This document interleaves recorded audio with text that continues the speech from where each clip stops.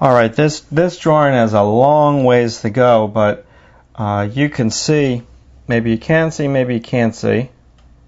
I did a little bit of the leaves over there. Let's leave it like about there. And it's just tediousness. You know, now after I started doing this scribble, I then started coming down on a diagonal.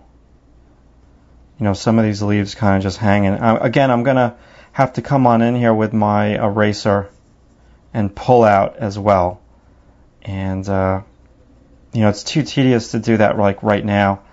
But basically, let's come down on this. I like this diagonal technique as well, layered on top of the scribbling for the leaves. And this is all very light stuff. So let me just kind of get some of this. Sometimes just the way the leaves are hanging dictates, you know, the whole diagonal thing. But you're kind of just creating an optical illusion. And some of this little stuff that I did in between the trees, the big trunks, is kind of really fun and has given me like immediate results.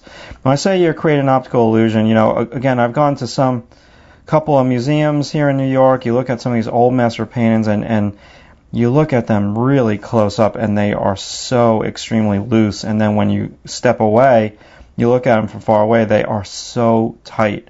So it's almost like an optical illusion that you're creating on the two-dimensional canvas or paper. And whatever it's going to take to get it to look like leaves, I mean, everyone has their own different technique and everyone has their own kind of way of doing it. My way is just to block in first, pay attention to the contour where the leaves actually touch the sky, scribble so you don't drive yourself crazy trying to look at each individual negative space. The scribbling puts in the negative space. I mean, you're not going to copy everything so exactly. And then put your leaves in different directions in terms of like what I was just doing with the diagonals. And then last but not least, come back in with your like eraser. Notice how I'm blending some of these leaves right into the same value as the tree trunk.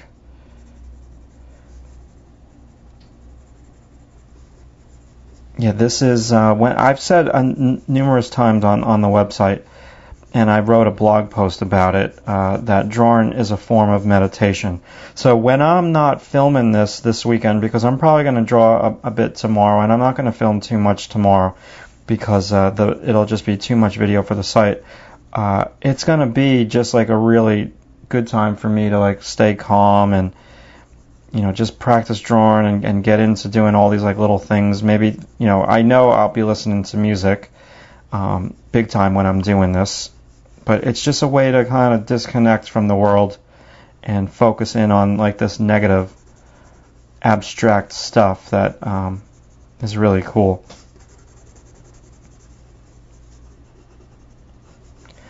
Alright, so you just add some stray branches. It's coming along. It's just slow.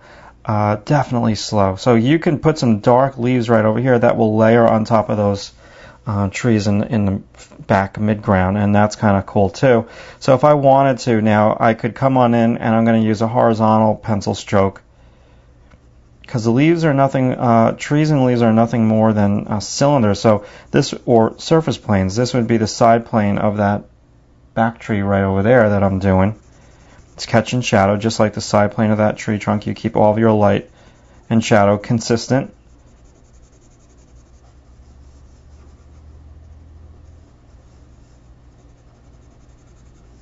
And you tie that in with the contour. I'm not doing this in the exact spot, but that's okay.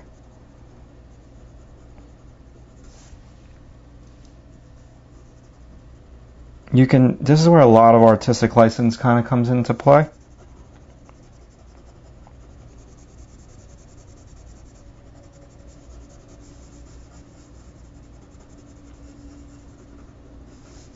And let's come over here now and get the underplane. Kind of want to lift the underplane. I like that fence post being a little bit more pronounced.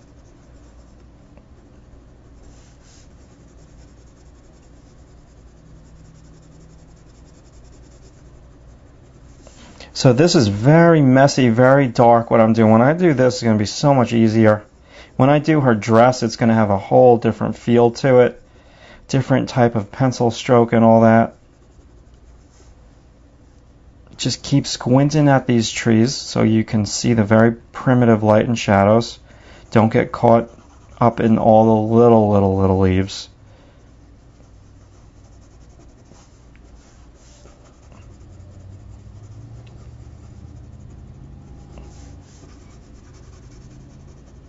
This reminds me of when I used to do these long, tedious paintings. This whole section would be an entire day for me of painting. And, I would calculate how long that section took me, and then that would tell me how many days the painting was going to take. So if this took me a day, and if it was like a quarter of the piece or a fifth of the piece, then I knew I had 5 days to finish this painting, 5 days of work. So kind of really interesting to work that way. Now I'm just going to scribble a little bit more, layer on top. I'm really not so concerned about like my edge, making it like a perfect clean edge.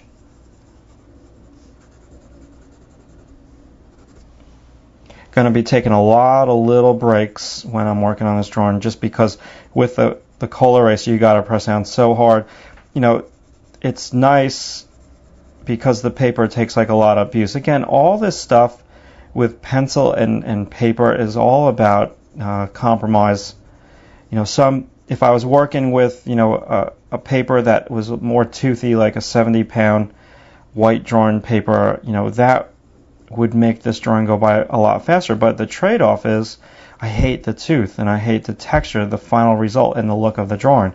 With this, I love the final result and look of my drawings when I do them on Bristol, but the trade-off is they take forever because of this smooth, no texture quality of the paper. So it's a trade-off. You got to just make decisions.